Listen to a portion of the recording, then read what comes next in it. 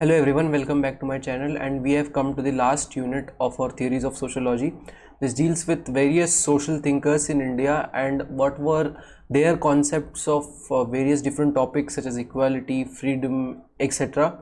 And these thinkers play a very important role as well in our freedom struggle as well, starting off with Mahatma Gandhi. So there is a lot of content with regards to Mahatma Gandhi when we are studying sociology as well, because he has played a very important role for gaining freedom in India, and he has emphasized on the most important aspect that is talked about a lot, that is with regards to non-violence, that is ahimsa, truth and sarvodaya. So the topic of sarvodaya is being studied a lot in detail with regards to the sociological aspect, that is welfare for all, and this is being studied with in condonance with non-violence and truth as well. So first we need to understand what exactly is sarvodaya, that is welfare of all. So we all know the concept of gram swaraj that Mahatma Gandhi has given. So basically it states that a farmer should farm only that much which is necessary for him and his family, not for selling but only being self-sufficient, and he promoted self-reliance through this rural upliftment. So in today's era we see that most of the people say that we should move towards urban areas, we should displace towards urban areas, but Mahatma Gandhi stated that we should be only in rural areas because our roots are in rural areas. And the reason why this is because he believed, and it is true as well, that India was at that time dominated, even today as well we see it is dominated by an agrarian society, agricultural society, where all of our workforce is in rural areas. Then why change the entire workforce to a different strata? Why not stay there and develop that only? That was his ideology. And the most important is that he opposed untouchability and caste based discrimination. So we see in India at that time different types of discriminations were there, but main prominent was caste based discrimination, and he opposed this caste based discrimination, and he uplifted the moral and spiritual foundations of the society with regards to non-violence. So this was the key feature of Mahatma Gandhi, or we can say his ideology, is that he promoted non-violence and the practice of truth. And even if we see The Law and the Lawyers, that is the book written by him on his life as a lawyer when he was practicing law, we see that how he has practiced this truth based system and he lived his entire life upon it, which is truly important for us to also gain from this. And that was all with regards to Mahatma Gandhi. Next we have Dr. B.R. Ambedkar. Again, similar to Mahatma Gandhi, Dr. B.R. Ambedkar also has a lot of influence, a lot of impact on the freedom struggle of India even after that as well.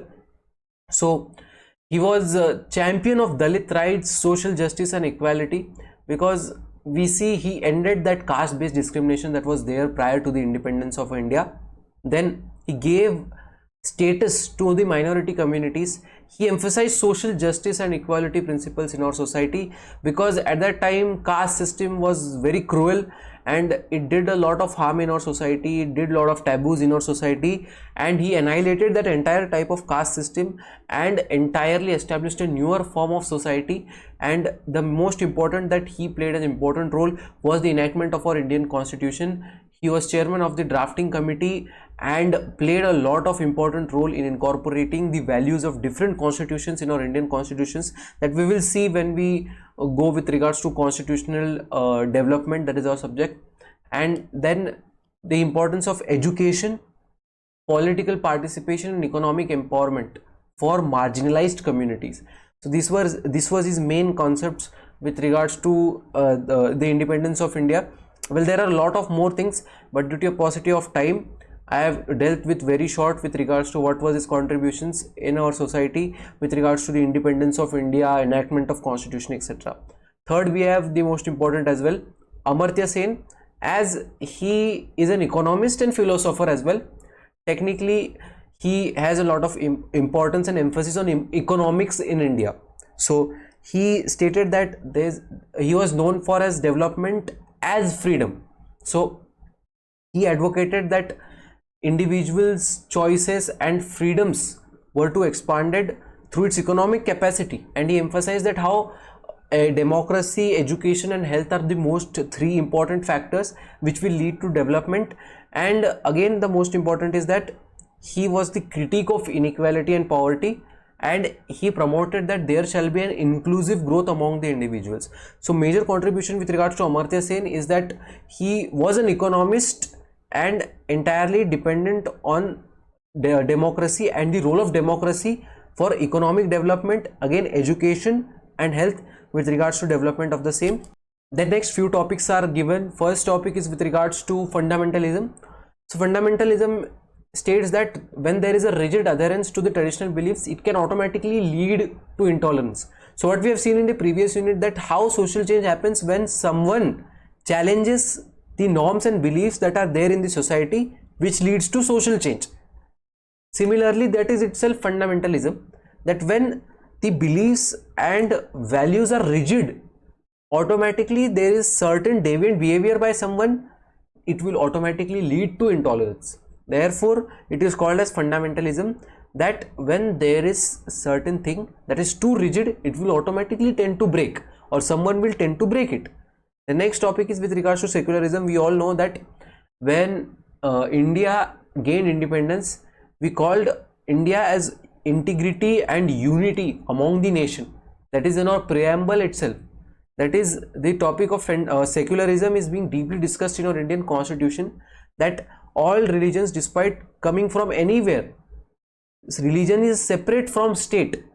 Different religions will live together in India, unifying the concept of secularism. Then socialism as well. Collective socialism, collective welfare, economic equality and social ownership. We do not follow the entire socialist theory as well, but we follow socialism and emphasize on collective welfare of the society when there is economic equality. Actually, there is no extreme, we do not follow extreme socialist society, we are not a part of this extreme socialist society, but rather we follow the principles that is given by socialism. When and when we can, we follow the concepts of socialism. Then few other topics such as feminism, consumerism and social integration as well. So feminism is basically women's right with regards to the dismantling patriarchy. So from traditional Indian society, the patriarchy dominated nature we have seen in political theory as well, that patriarchal society, matriarchal society. So matriarchal society is just in theory, patriarchal society is what is dominated in Indian society. And this feminism is a movement for the gender equality as well as women's rights, for dismantling this patriarchy system to establish equality among men and women.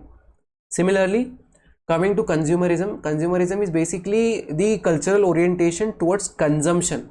So it is basically with regards to materialistic theory and the identity of a person with regards to materialism. So what exactly denotes how much you have, how much you satisfy, how much you get utility, is with regards to the quantity of a commodity that you are consuming, that is your consumption. So if your consumption is attaining you certain utility, that itself is consumerism.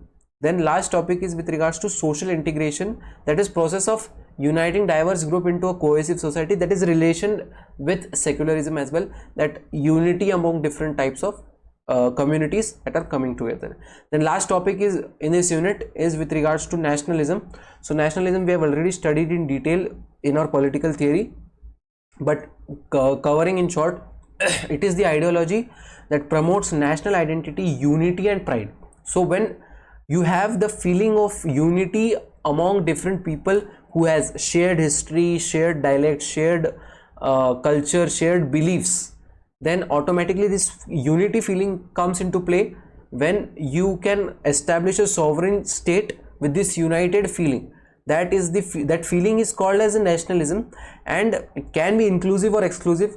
So with regards to the same, and lastly, modern challenges include balancing diversity with national unity. So in today's era, there is a problem with regards to different diversity in different communities. Communities are being divided and divided day by day, and the sense of nationalism feeling is being lost. So as we all know, the French Revolution was sparked due to this nationalist feeling, which was again the reason why they gained freedom.